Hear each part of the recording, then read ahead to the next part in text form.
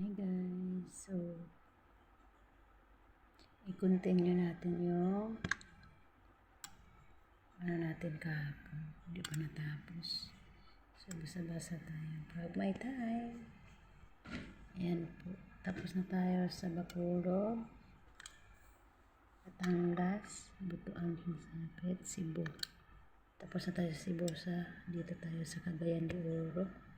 Tugo ferry po to. Kaya Cagayan de Oro, ang available is Bacolod, Butuan, Cebu, Iloilo, Manila. So, tingnan natin. Pasunod po tayo. Ayan po. So, January ang last.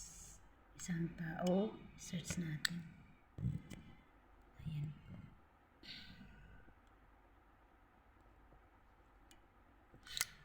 So, Cagayan de Oro to Bacolod, January 1.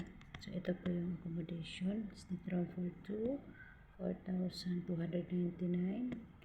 Mega value, 3,031. Business class for 1 lower, 3,463. Business class for 2, upper and lower, 2,463. Business class for 2 lower, 3,463. Tourist, 3,207. Business class for 4, upper lower, 3,463. So, itry natin si Mega.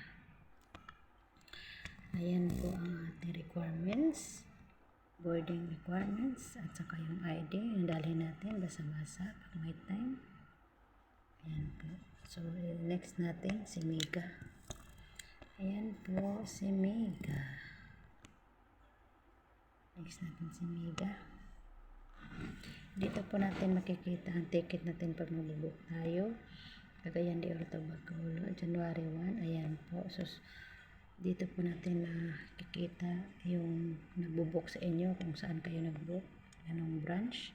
Ayan po. Dito din makikita ang pangalan ninyo. Tapos mag-agree tayo, magbabayad tayo dito. Ayan po. Ayan po. Ayan na yung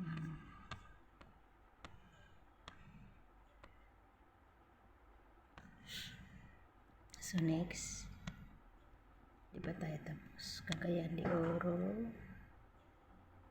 Cagayan de Oro to Butuan, Sapit. So, December 29. Isang tao. Search natin.